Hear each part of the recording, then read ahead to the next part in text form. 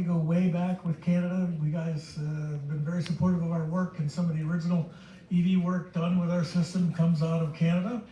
And as they say, elbows up. Huh? That's my favorite Canadian phrase. So I'm John Cadwell with FiberCell Systems. We produce 3D perfusion, artificial capillaries, bioreactors.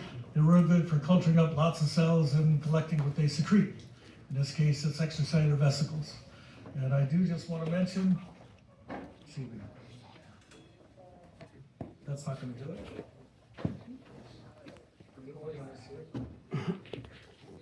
No, you need to pull the keyboard under it. The keyboard under it.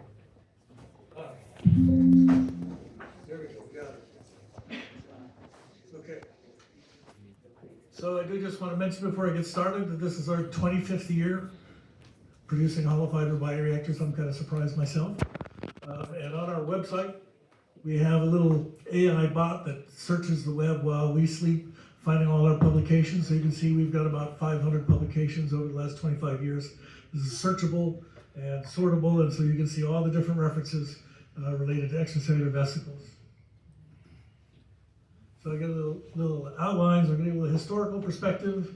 I'm talking about the principles of hollow fiber bioreactors. I'm really happy to be here because for the last 9 months I've been giving 8-minute talks. And it's hard for me to squeeze everything in, so I'm going to finish up early, don't worry.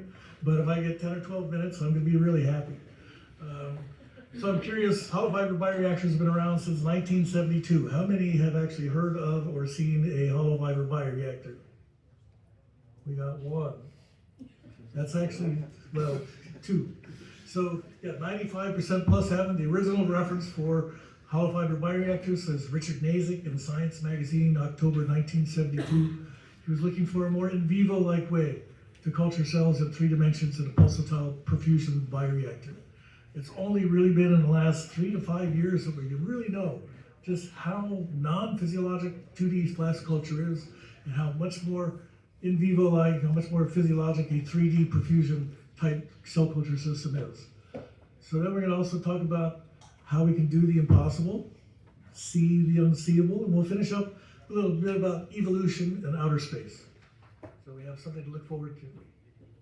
So we look at cell culture through the ages. I like to take the Michener approach. We can go back to Harrison, who in 1906 first did the in vitro culture of frog neuronal explants on a plasma clot, a 3D support. Many, many years passed. It took until the late 50s. We got HeLa cells. We needed tissue dissociation enzymes.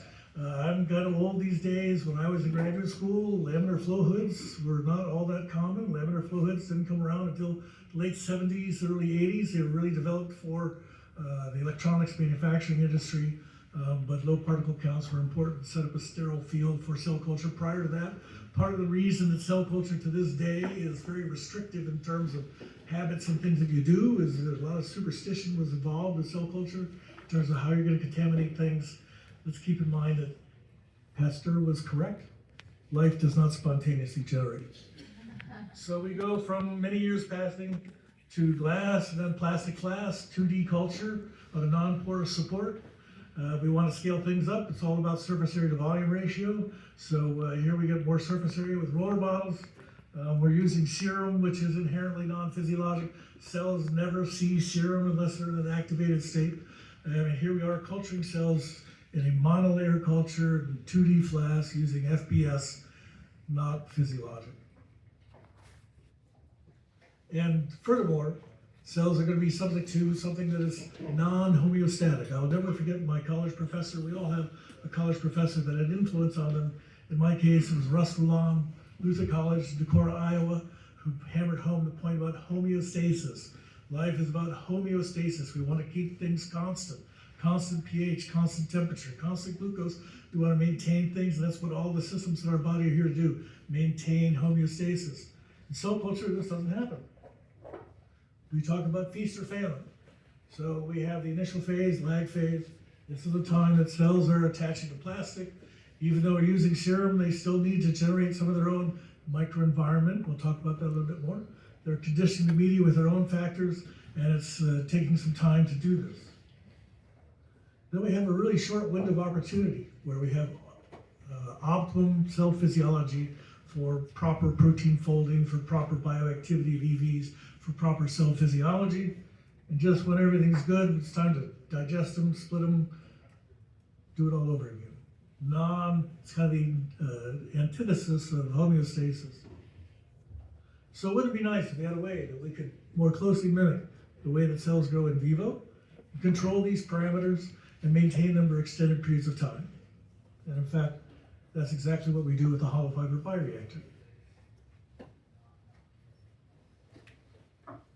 Hollow fiber bioreactor is based on the principle that each one of these little fibers in here is like a filter, shaped like a drinking straw. 200 microns in diameter. 200 microns is the diameter of a black hair. I'm looking around. I'm not in Stockholm. We have a lot of black hair here. Blonde hair, 140 microns. Just to give you an idea, diameter 200 microns, 10 micron wall thickness. We seal them in the ends of this medical grade polyurethane. It hangs out past this plastic. We pour in this medical grade polyurethane and trim it off. So anything that goes through the end of the cartridge necessarily goes through the insides of the fiber. I've got a pointer around here somewhere. There we go. Necessarily goes through the insides of the fiber. There go the cells on the outside of the fiber. This is exactly how cells grow in vivo, in a three-dimensional perfusion, three-dimensional state. We can control this pore size of the fiber, anywhere from 5,000 Daltons up to 0.1 microns. So you need to keep in mind that a Dalton is the mass of a hydrogen atom. Average mass of amino acids, 120 to 130. IgG, which we'll use as a reference for size, 144 kD, 144,000 Daltons, about 1,200 amino acids. IgG will not cross the 20 kD molecular weight cutoff fiber. So if we're growing a hybridoma, secreted antibody will remain trapped to very high concentrations in the area outside the fiber. And also to put this in perspective, remember an EV at 80 to 120 nanometers is going to be about 10 times the size of an antibody. So EVs will not cross this fiber in either direction.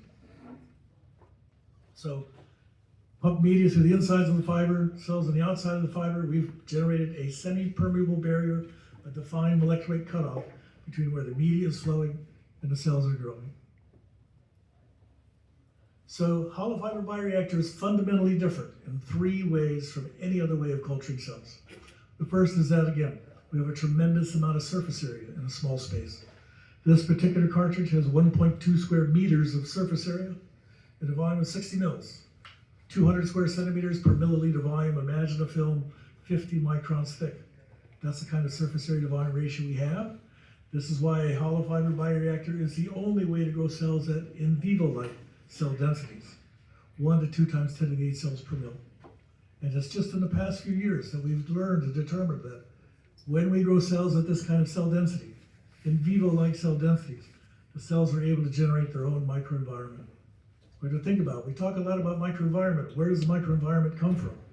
Microenvironment is going to come from the cells themselves and interaction with active transport from the endothelial layer, but the basic fundamental generation of the microenvironment, the cell-specific microenvironment, is going to come from the cells themselves. So between the high cell density and the somewhat restriction of the hollow fiber filter, we have demonstrated that cells can generate their own microenvironment, behave in a more physiologic fashion, and we have complete and uniform post-translational modifications, other types of things.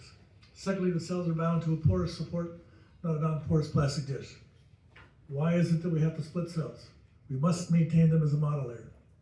The reason for that is nutrients come from the top down.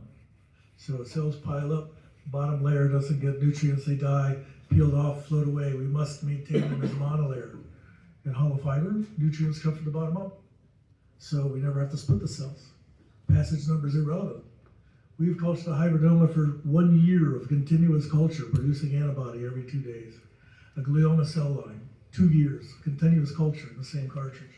I'll show some data later where we've cultured MSCs for 4 to 6 weeks, continuous culture. Human amniotic fluid stem cells, 115 days. Primary human amniotic fluid stem cells, 115 days of continuous culture. We just ran out of media. So never have to split the cells. This is super important. We don't have to break up any cell-to-cell interactions that have been formed over the time that the cells have been cultured. Then finally, we talked about the molecular weight cutoff. We can concentrate specific factors. We can allow small things like glucosilactate to freely cross the fiber. larger secreted products will get concentrated where we can harness them out on a daily basis. Well, this is exciting. I haven't got this to work for a while. So, we use a positive pressure displacement pump. We don't use a peristaltic pump because that shoots plastic off the pump tubing. So we want a frictionless based pump system. 2 one-way check valves, they squeeze on that tubing. That behaves like your heart. Loop of silicone tubing provides the surface area for gas exchange. That works just like your lungs. We still have to use our brain. So we monitor the glucose on a daily basis. Total amount of glucose consumed tells us how many cells we have inside the cartridge and how happy they are. And now I'm getting a YouTube ad, I'm sorry.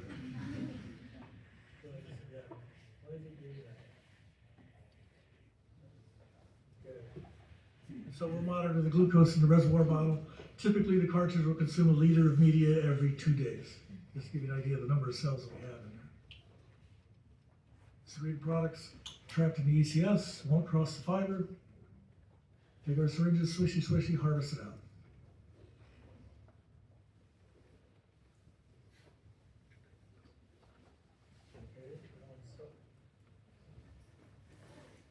There we go. This just shows you what cells look like at 10 to the 8 cells plus per mil. These cells are the hybridomas, but just shows you the kind of cell density we can get. I had these guys I worked with in China, and they kept on sending me emails saying, I got this white stuff in my cartridge. I got this white stuff in my cartridge. It's like, there, that's your cells. They've never seen the cells before. So we talked a little bit about histocentricity. If you want to own a concept, you need to make up a word. So this is a word I made up. There's people who talk about cytocentric. That means cell focus. We are histocentric because we are focused on tissue-like density, tissue-like cell-to-cell interactions, your own microenvironment. This is to the point where we have a product called CDMHD, or chemically defined media for high-density culture. Protein-free, animal component-free, chemically defined.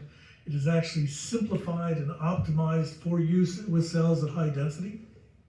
You don't have to use CDMHD, but it is the only media I know of that has been optimized for specific cell culture conditions found in a specific type of bioreactor.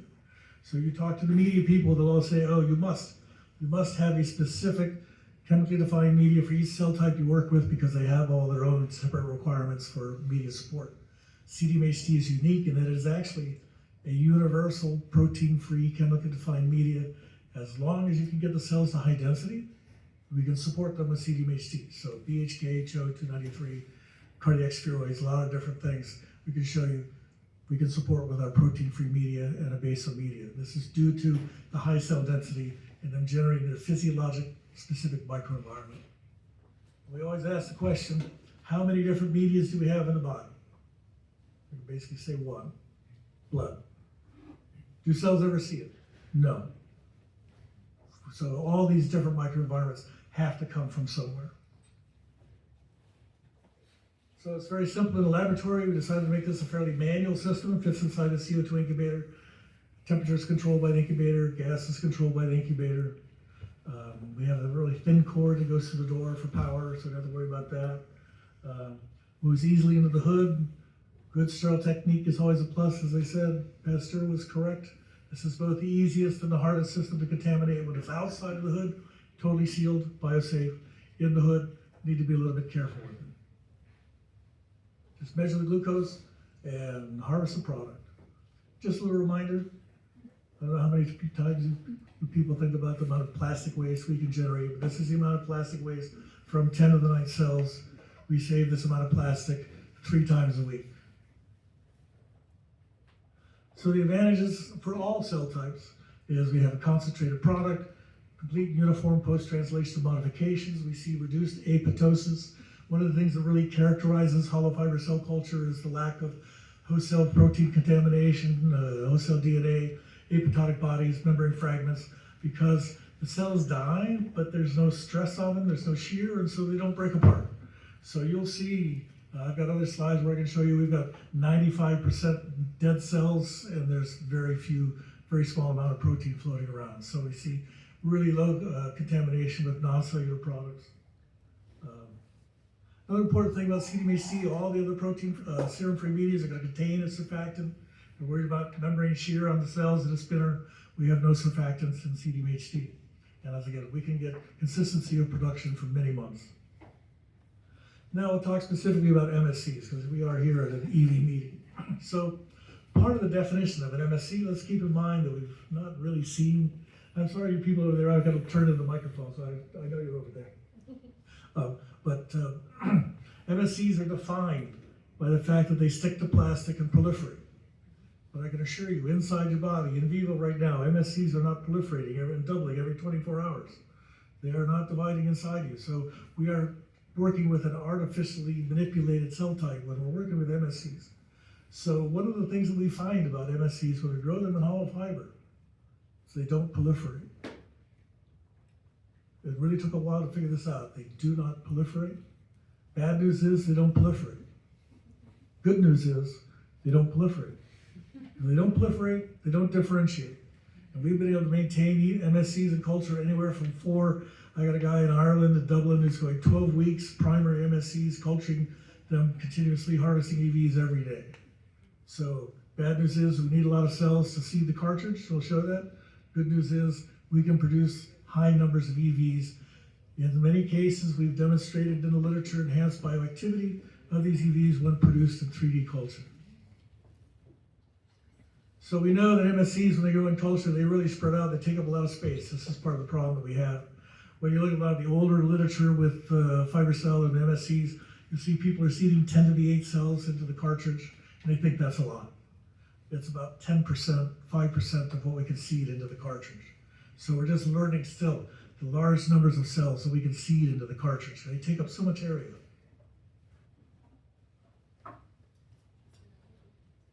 And when we seed them in the cartridge, we find that we can put anywhere from 2 to 4 Corning 10 stacks. So keep in mind, a Corning 10 stack is 6,600 square centimeters. So now I have to figure this out. This is 2.64 square meters of surface area we're putting into our 20 mil cartridge. Tremendous number of cells. People can't believe we can put that number of cells. This is our 1.2 square meter cartridge. We need to put 10 to 20 Corning 10 stacks in here. And what's interesting is they don't form monolayers, they form spheroids. And I'm not sure we can see real well in this slide, but you can come by later. Let me just look.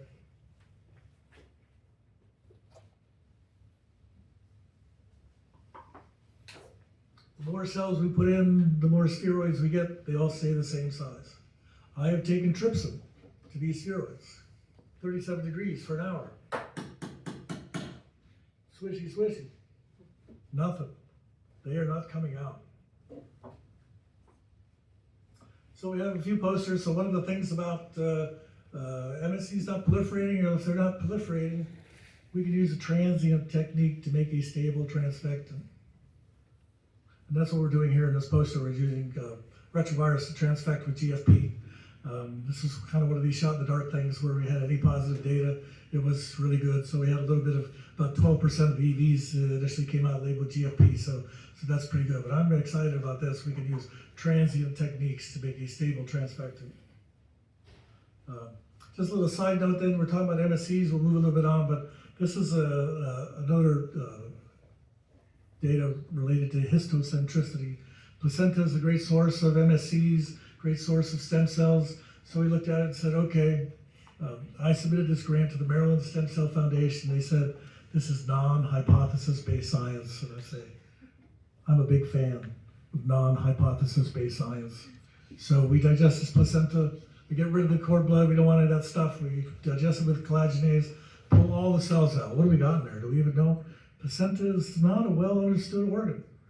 So we've got trophoblast, maybe, who knows, and endothelial cells. So we pull these out, we put them in a cartridge, and we get rid of non-adherent cells like we might do in a flask, but instead here, after 7 days, we start getting these red nodules on the surface of the fiber, and we get a new de novo population of small suspension cells.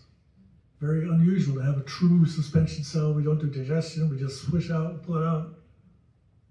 If we put it back in a flask with serum, I think everybody looks at this and says, oh, that looks like MSCs and maybe some embryonic bodies.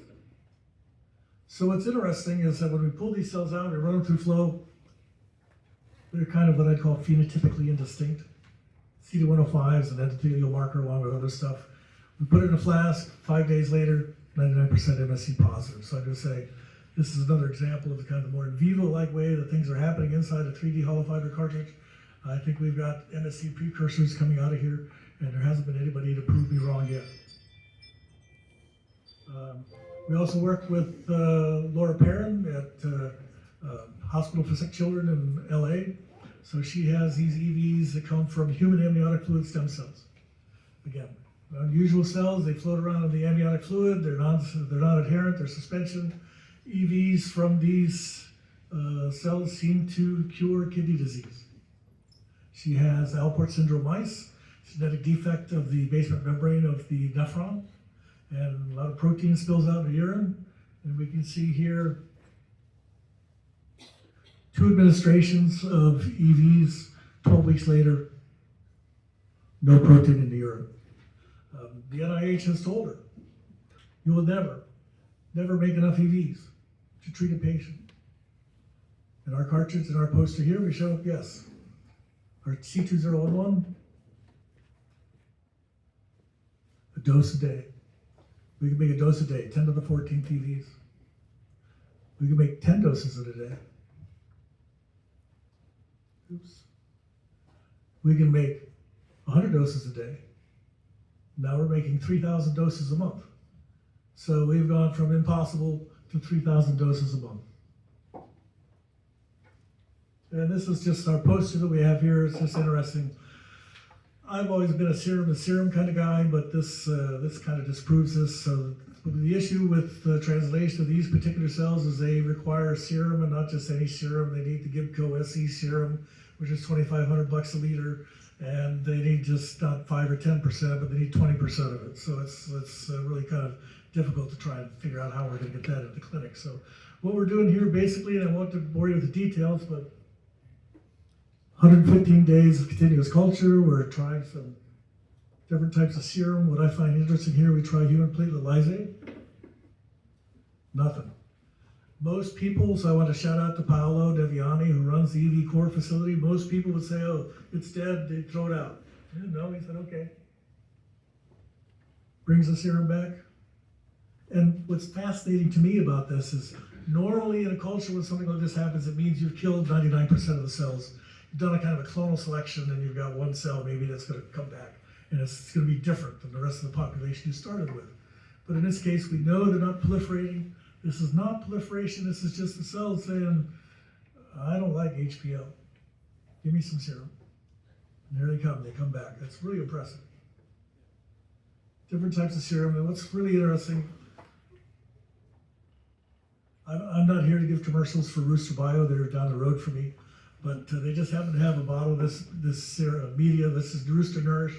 They threw it in there, and my gosh, after 110 days, they're still going strong, and EV production really takes off at this point. So these are the kinds of things also to keep in mind. We're not a batch experiment. We're a continuous process where we can do modifications along the time course of our experiment and gain lots of data in terms of what we're doing.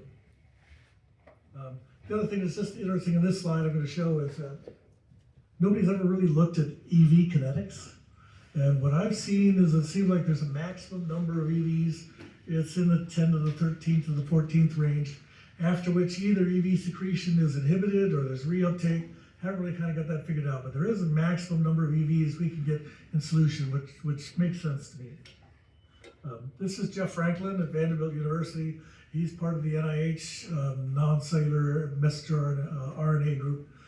So he's been producing EVs from these Diffie cells, which is a cancer of the intestine, and he says he's never seen his EVs before. And this is 1 week harvest of our 2011. So he makes EVs and sends them out of standards, and now people are like, oh, I can see them now. There used to be an ad from Amersham back in the 80s where it said stuff you can't see from people you don't know, or something like that when they're selling the radioisotopes, so it's kind of the same thing. So hollow fiber bioreactors are the method of choice. We culture 10 to the 9th to 10 to the 11th cells. Can produce gram quantities of exosomes. If you want a gram, I can get you a gram of EVs. Concentration is 100 times higher. most in vivo method for culturing cells over long periods of time. It is a closed, biosafe system suitable for cGMP production. We can use, I didn't cover this too much, we can use FBS to circulating media and not in with the cells. So if we believe, and there's some people who believe that some component of FBS is required for bioactivity, we can put FBS in circulating media and not have contamination with endogenous EVs or larger molecular weight proteins and that kind of stuff. Enhanced bioactivity. Time, space, and purification costs. So now we'll talk a little bit about outer space. Just keep in mind that when you see any cell culture done on the ISS or the space shuttle, FiberCell is the ones providing them with the hollow fiber bioreactor. So I'd be remiss if I didn't point out. So did everybody see the thing on YouTube with the Canadian astronaut who's doing the washcloth? So it shows you what happens. So it's on YouTube, it's a Canadian astronaut, takes a washcloth. How do you do cell culture in 0G? Can't pipette. Not gonna use a flask. So he takes this washcloth, he's full of water, he squeezes it, the water just stays there. So that's why we have to use a hollow fiber bioreactor on the ISS, and we are the enabling supplier to NASA and have been for 15 years now. And again, we are the most evolved way. We're going back to culturing cells like they grow in the body, the most evolved way, culturing cells. So thanks very much for your time.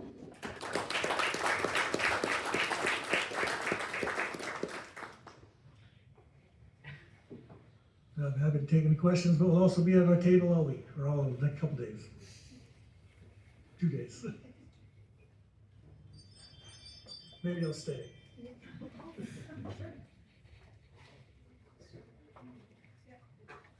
I'm working with bugs. Like, how does your system do with like bacteria or yeast or molds? Like, can you grow stuff in there and harvest and EVs or? I'm sorry, you didn't hear too well. So I'm working with bacteria. Bacteria. We grow bacteria like crazy. They grow much too well. Yeast, And the problem with mold? the system is we'll wind up exceeding the capacity of the system to deliver oxygen. So bacteria will overgrow the system in about 12 to 24 hours and then be in an anaerobic state. And yeast does the same?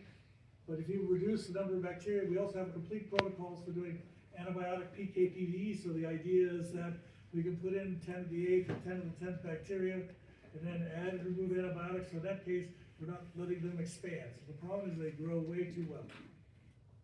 Let's ask anybody who's contaminated a cartridge. Yeah, I do that on purpose. Yeah, we do. So if you have a way of reducing the bacteria number, like you could do a flow through the ECS and keep the bacteria number down or something like that, that you could probably grow bacteria. We do a lot of obligate parasite bacteria would have to grow inside mammalian cells, and then their numbers are going to be limited by the number of packaging cells that they have. So there's a lot of stuff like that.